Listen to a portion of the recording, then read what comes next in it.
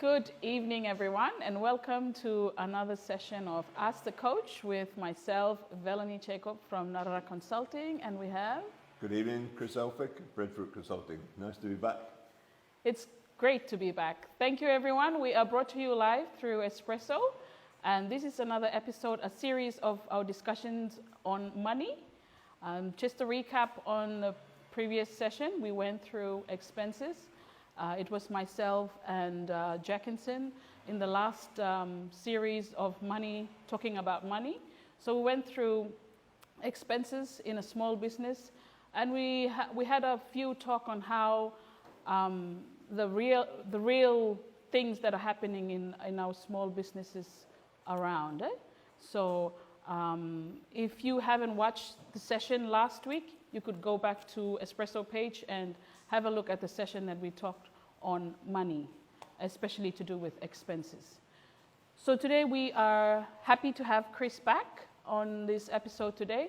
Chris is back from a trip to the Solomon Islands, and let's just hear what he has to say about his trip to the Solomon Islands. Okay, it was hot. Well, it's nice to be back, and it was good watching the show last time. And we're on the 1st of November.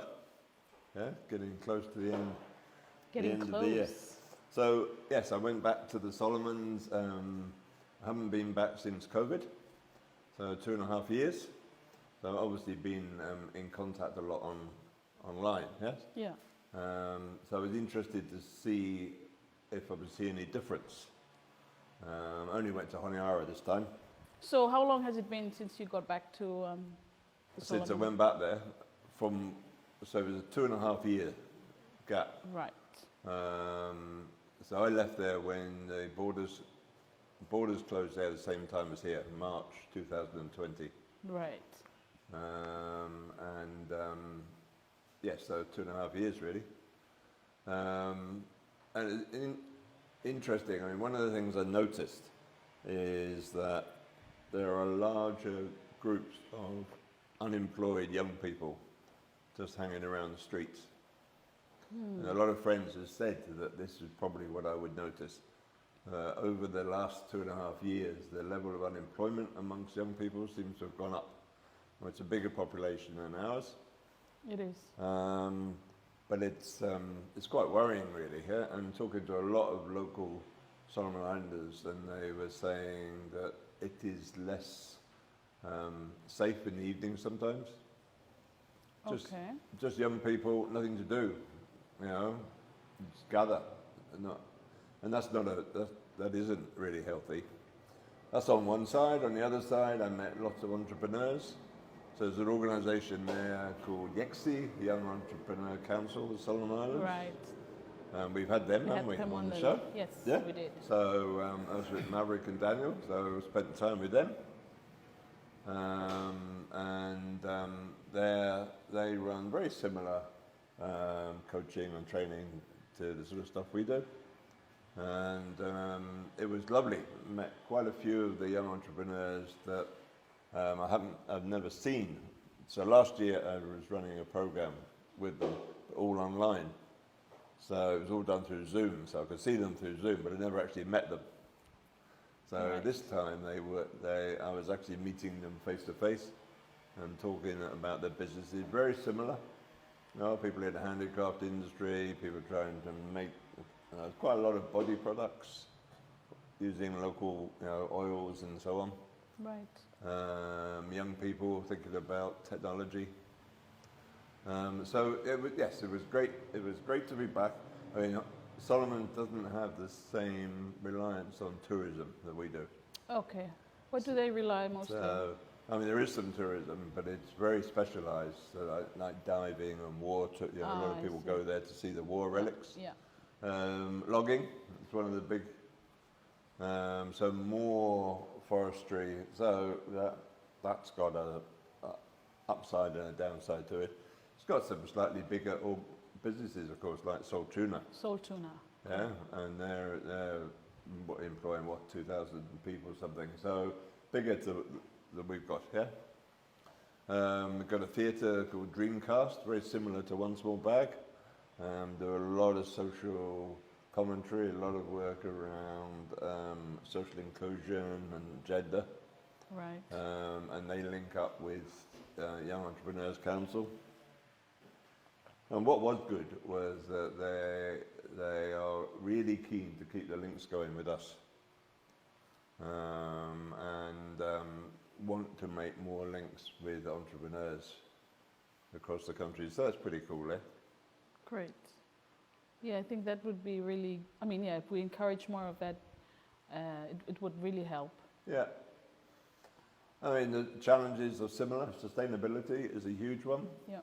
You know, next year, Solomon Islands has got the Pacific Games, enormous amount of investment going into the country.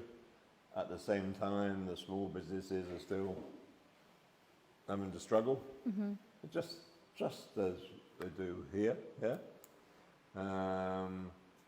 So one of the conversations we had a lot of was really around the whole area of money. Right. And really how people could make a little bit more, understanding the notion of profit. These conversations went on, and also quite interestingly, quite a lot of discussion around whether it was a good idea to borrow money or not. Right, right. Great, so that leads us to our topic for today. So today we are focusing on profit. A profit in a business is when there's wins in terms of money in your business. And the opposite is making a loss, which is making a loss in money in your business. And in our first two previous episodes, we talked about income and we talked about expenses. So the only way we can measure the profitability of our business is to have good recordings of what's coming in and what's going out. And we also talked about planning. It's good to, have a plan or a goal or have a vision of what you're doing, and make plans first. Don't rush to register your business first. Yeah. You have to know all the costs that will come with you starting the business, and then later on, if you think it's going to be a business that's going to be profitable, then you can start registering your business, right? Absolutely. Yeah, because most of the time we rush into registering a business that we don't really plan ahead to see if it's going to cost us more to set it up and, just keep on paying for the expenses and not doing any wins out of it. Yeah. Yeah. So the only way you can know that your business is profitable if your income in a month or in a day is greater than your expenses. Right. What comes in is greater than what goes out. Right. That's the best simple explanation of making a profit in your business, right? Absolutely. And that's not just guesswork. No, it's not just guessing. If you come and see me to, construct a profit and loss for your business, I can do that, but I can do it on concrete, evidential figures that you collected. Yeah. We can't make a guess on it's not a projection. And every business should do that, shouldn't they? Yes. Yeah. Yes. And that's why we emphasize a lot on having a book to keep your records in the business, because that's the figures that we use to construct a profit and loss. Yeah. We talked about sales forecast, we talked about forecasting, budgeting in the previous, I think we did touch on it on a previous episode. Okay. It's something that we estimate, but in terms of profitability, it's the real thing. We can't be estimating the real figures that comes into the business. And of course, profit only comes once all expenses are dealt with. Right. Yeah? Correct. And sometimes there's some hidden expenses. People forget they're going to have a bill to pay later on. Right. Yeah? Yes, and that's very important to keep track as well. You have to be organized, right? Yeah, and if they're running machinery or a car or whatever, they have to keep the thing going, yeah, and there's expenses to work. Correct. What do you feel, I mean, you're the financial expert, yeah, but it's always seemed to me that all small businesses, when they start, are going to have a period where they're not going to make a profit. Yes. The figures I've seen normally over the years suggest that could be anything around 1 to 3 years. Yeah? True. But that means people have got to be able to sustain Exactly. that time, yeah? Exactly. And that's when we have to, you know, when we plan to start a business, we have to know that we have enough backup for a cash flow. Right. We want to be consistent for our customers. We want our customers to come and see that, no, we have enough to sell, we have enough stock in place, and that's when the cash flow comes into play. We have to really be very, considerate about that. Okay. And it's usually the cash flow that's affecting the consistency of the business. Right. So does that mean then that at the beginning, planning has got to take into account the fact that almost certainly you're not going to make a profit, probably Yeah. going to make a loss in the first year or two. Yeah. So that actually has to be planned in. Yes. Is that what you're saying? Yes, that's what I'm saying. And it's good to be, you know, you have to be realistic about this. Yeah. And, you know, there's ways where you could get cash to assist when your cash flow is, you know, when you have problems with your cash flow. But as long as you know that you can tell, I mean, you have a story to tell that, okay, this period it's going to be down. I'm going to be down because, you know, some of my stock might be still coming, or I might still get some cash to continue this. But as long as, you know, as long as there's a good explanation to why you're, Okay. yes. And I mean, that's why a lot of young entrepreneurs particularly start a business and stay in a job, isn't it? And they're trying to, Yeah. I mean, the job funds the business in a way. Right. Now that's right. hard. I mean, that's hard going, yeah? It is. But it's the reality, and it was the same. It's the same for the people who talk to in the Solomons. They're trying to make, or if you're fortunate, you may be a couple, and one of the couple might be in a job, and Yep. the other one running the business, and Yep. that's probably quite a good mix. Right. Yeah. I mentioned a little about, you know, acquiring funds, and it could be love money. Love money is a money that, you know, it's donated by families. Right. It's given to you by families. You get to borrow from a family member, and they know, well, you have to explain to them the situation, and if they're in agreement with you, then you can acquire funds from your family. Okay, so I just want to emphasize a little on the love money part. Yeah. Because I feel it's something that we should be talking about it as well. We touched on that in the last episode. Jackinson was saying the other side of love money. You know, in our culture, when someone expects us to give money to them, there's different conditions. Like some conditions are not cleared to the family member that's requesting the money, and there could be, you know, miscommunications and misunderstanding with us giving the love money, or us asking for love money to, you know, sustain our cash flow, right? Yeah. So for me, I would say that in order to get help from your family member in terms of love money, it would be good to have a source document in place. And that's why it's very important to keep the records in your business, just to prove that if you're getting money from somebody, you ought to give it back, like you ought to refund that money back to whoever who's kind enough to lend you money for your cash flow, right? Right. And it's usually that's a tricky one, because, you know, when it comes to culture. When it comes to culture and, you know, mixing our culture with our business, it's very tricky, because, you know, sometimes you might not get the money back, you know, Or sometimes you'll treat it as, oh, it's just my family. I can, play around with the conditions and all. Right. So is the expectation that the terms should be clear? It should be very clear. Yeah.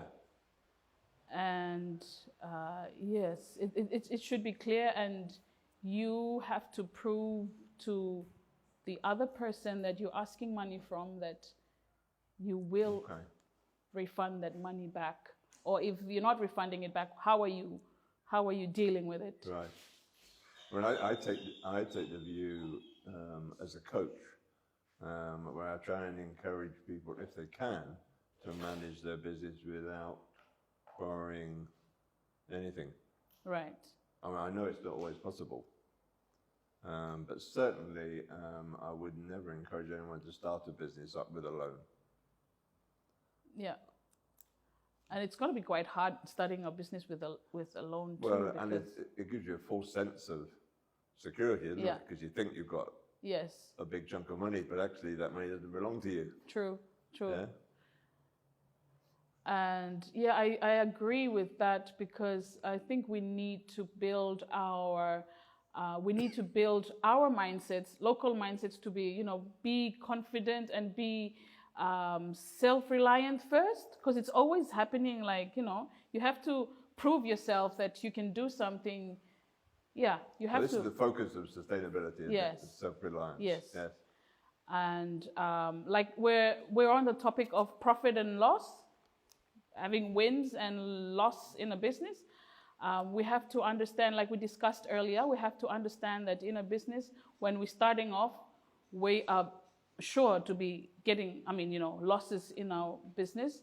And that doesn't mean that you're a failure. No, it's part of starting up, right? Absolutely.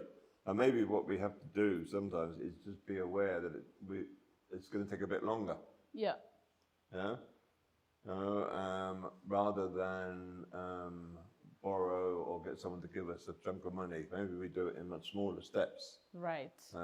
So getting to profit might take longer. Yes. But at least when you get there through your own efforts. Yes, and I love the idea of starting small, because when you start small, you get to manage your how you are consistent with small things, right? And then it's going to build you up, and it's gonna get you.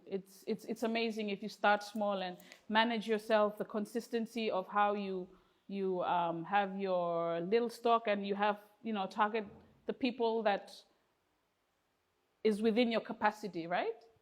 I mean, one of the challenges for small businesses from the West, from my culture, is that they're constantly being bombarded with financial products from all sorts of people. So it's very easy for people to borrow money. Yes. And there's downside. Absolutely, huge downside. Yeah. And very false expectations, really.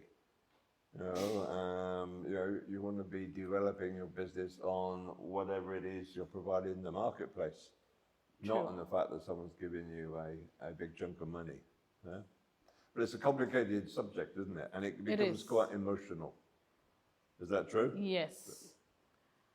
Especially in this culture. Very, and it's not easy at all. It's not easy trying to cope with culture and trying to, manage your business. It's very hard, but kudos to the people who are doing it. And it doesn't mean if you are starting up and you're already having, these challenges, just know that everyone else is going through the same thing, but you have to just build yourself up, build your confidence, and have that consistency, and it's going to work. Okay. And if people need help, you're the person to come to. Yes, I can help you construct your profit and loss to see if you're doing a profit or a loss in your business, and it's good to have a picture of that so that you're not working blindly, right? Absolutely. I mean, all businesses need some tools to help them, and the profit and loss is one of those tools. Yeah. they also need an attitude of mind Right. towards using those tools. Right. Because there's not much point in having the tool if you don't use it properly. True. I just want to say something else about having a structure in place, having a process in place of tracking your money that comes in.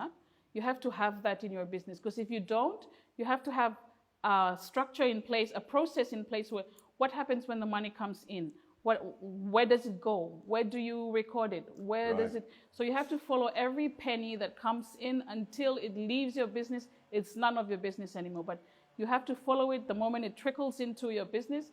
Follow it until it exits your business. Okay.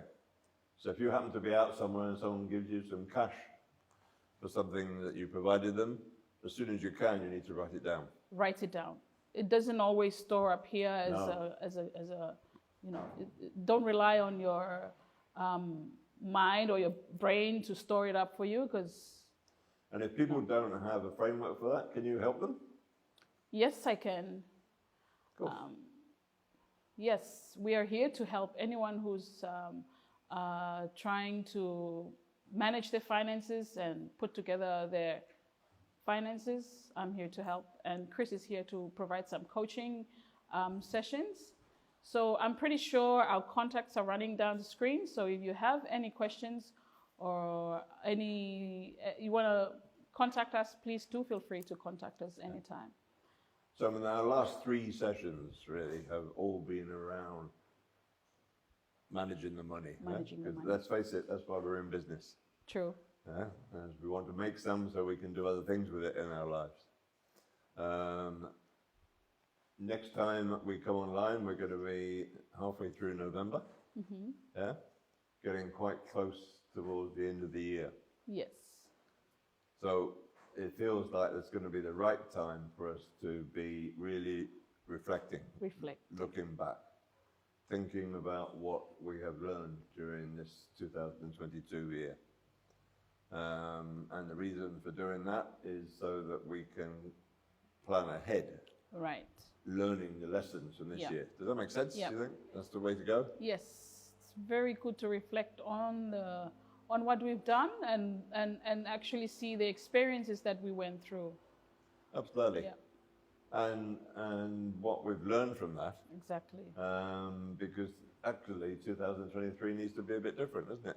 We want to grow, we want to do more business. True. Yeah? We're all doing this to grow. We are. Well, I mean, as coaches, we know that most people are setting up their own businesses because it's about controlling their own lives, isn't it? Yeah. And for a lot of people, it's the only choice they've got. Yeah. So we want to try, and from what Velenie said, contact us anytime. There's no such thing as a stupid question. Yeah? We'll never have a problem with any question that anyone wants us to deal with. Okay. Good one. Thank you everyone for watching, and this is our final episode on money. We'll catch you on the next episode as we reflect on what we've gone through in 2022 and preparing for 2023. 2023, the best year ever. Perfect. Thanks everyone. Have a safe evening. Thank you, Chris. Thank you, Velenie. Good evening. Take care, everyone.